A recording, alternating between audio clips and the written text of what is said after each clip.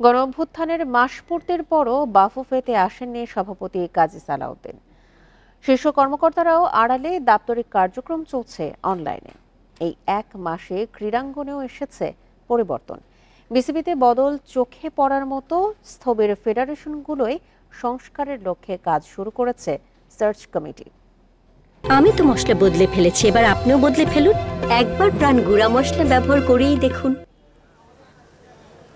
বাফুফের গেটে সাঈদ মুগ্ধদের ব্যানার, ছাত্র আন্দোলনের শহীদদের স্মরণে ফুটবল ফেডারেশনের উদ্যোগ। একসময় এখানে থাকত বিভিন্ন দিবসের ব্যানার। গণ অভ্যুত্থানে সরকার পতনের এক মাস পূর্তি, এখনও বাফুফের সভাপতি পদত্যাগ করেননি। বিক্ষোভ, আলটিমেটামের প্রেক্ষিতে অনড় অবস্থান সালাউদ্দিনের।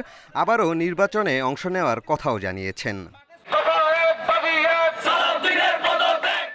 অথচ এক মাসে একবারও ফেডারেশনে আসেননি। শীর্ষ কর্মকর্তারাও অনুপস্থিত।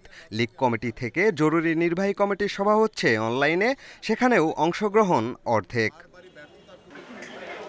দেশের শীর্ষ ক্রীড়া সংস্থা বিসিবিতে পরিবর্তন এসেছে ঠিকই।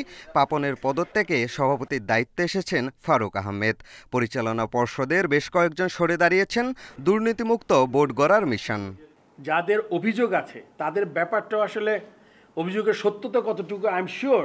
আওয়ামী লীগপন্থী সংগঠকদের বেশিরভাগই পলাতক, ফেডারেশনগুলো স্থবির। খেলোয়াড়রা দাবি নিয়ে সামনে আসছেন মাঝে মধ্যেই। ক্রীড়াঙ্গনে সংস্কারের লক্ষ্যে এরই মধ্যে সার্চ কমিটি কাজ শুরু করেছে। বিভিন্ন মহলের চাপ সামলে দ্রুতই প্রয়োজনীয় প্রস্তাব দিবে তারা। আমাদের উপর প্রচুর প্রেশার দেওয়ার চেষ্টা করছে। অ্যাটলিস্ট আমি বলতে পারি আমরা we are not afraid of that pressure group. ক্ষমতার পালাবদলে এক মাসে দুটি বড় অর্জন ক্রীড়াঙ্গনে। পাকিস্তানকে হোয়াইট ওয়াশ করে সিরিজ জয়, আর অনূর্ধ্ব-20 সাফ শিরোপা এসেছে বাংলাদেশে। অস্থিরতার মাঝে যা বড্ড স্বস্তির, গৌরবের। পিয়াস সাহা, ইন্ডিপেন্ডেন্ট নিউজ, ঢাকা।